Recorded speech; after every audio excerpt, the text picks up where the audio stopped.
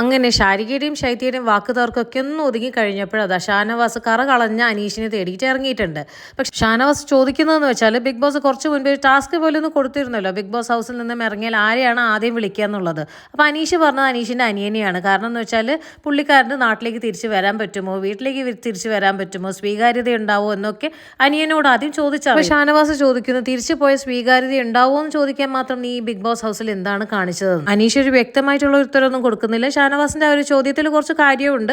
പക്ഷേ ഇത് 4 ആഴ്ചയ്ക്ക് മുൻപ് എന്തോ കഴിഞ്ഞൊരു സംഭവമാണ്. അത് പെട്ടെന്ന് ഇപ്പോൾ ഇവിടുന്ന് ഷാനവാസിന് ഓർമ്മ വന്നതെന്നാണ് മനസ്സിലാവാത്തത്. പിന്നീട് ഷാനവാസ് ചോദിക്കുന്നു, എനിക്കൊരു ക്ലാരിറ്റി വേണം, ഇപ്പം കാണുന്നതാണോ അനീഷ്, അതിന് മുൻപുള്ളതാണോ അനീഷ്, അത് ഫേക്കായി നടക്കുന്നതാണോ അനീഷ്, നിന്റെ സ്ട്രാറ്റജി ആണോ എന്ന് എനിക്ക് ക്ലാരിറ്റി വേണമെന്ന് ചോദിച്ചിട്ടിരിക്കുന്നുണ്ട്. നിന്നെ 100 ദിവസം ഇവിടെ ജീവിക്കാനാണോ വിട്ടതെന്ന് പറഞ്ഞപ്പോൾ അനീഷ് തിരിച്ചു പറയുന്നു അതെ എന്ന്. അപ്പോൾ ഷാനവാസ് പറയുന്നുണ്ട് ഞങ്ങളൊക്കെ ഗെയിം കളിക്കാനാണ് ഇവിടെ വിട്ടതെന്നും. അങ്ങനെ ഓരോന്നും ചോദിക്കുന്നുണ്ട്. അപ്പോൾ ഷാനവാസിനോട് അനീഷ് തിരിച്ചു പറയുന്നു മിണ്ടാതിരുന്നാൽ ഞാൻ ഉത്തരം പറയുന്നത്. അനീഷ് പറയുന്നു എനിക്കൊരു മൊരടൻ സ്വഭാവമായിരുന്നു മുൻപെന്ന് ഇവിടെ എല്ലാവരും പറഞ്ഞിട്ടുണ്ട്. അപ്പോൾ അതെങ്ങനെയാണ് എൻ്റെ വീട്ടുകാരും നാട്ടുകാരും എടുത്തിരിക്കുന്നതെന്ന് എനിക്ക് അറിയണമെന്നുണ്ട്.